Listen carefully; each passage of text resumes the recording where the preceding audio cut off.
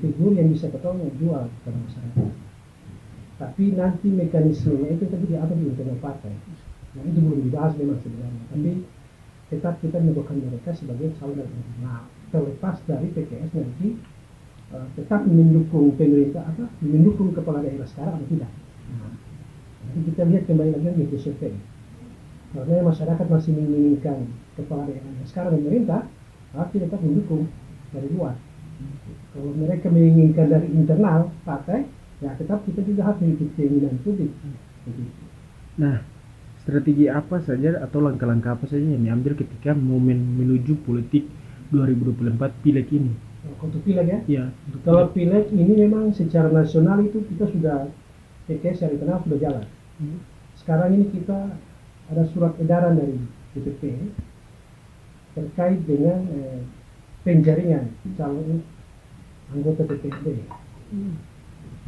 DPRD provinsi, DPRD kabupaten kota itu sudah terbit dan memang hari ini kita telah melakukan penjaringan dari surat itu turun kita telah melakukan penjaringan di semua dapil di Kabupaten Bogor Tenggara. Sekarang Bogor Tenggara kita di dapil.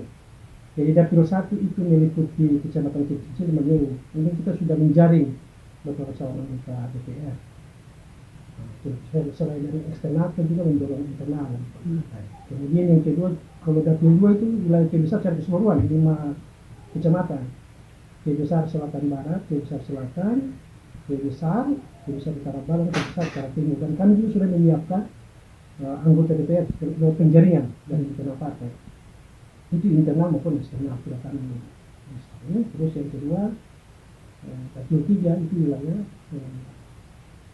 kecamatan Kecil Timur, Kecil Timur Selatan, dan Kecil Barat dan Pulau Sobai. Itu kami sudah siapkan dari sana. Nah sekarang proses strategi kita ke depan adalah ya pasti kita akan mencari figur-figur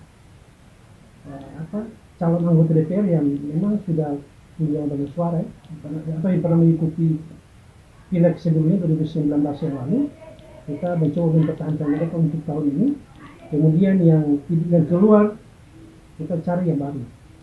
Jadi pasti kita cari juga dari calon-calon DPR tahun 2019 yang punya suara banyak dari partai lain. Bahkan mungkin ada tokoh agama, tokoh adat, tokoh masyarakat yang kita rasa punya pengaruh kepada masyarakat, di tengah-tengah masyarakat yang bisa mendapatkan suara yang banyak, ya kita tetap masuk dalam penjaringan kita.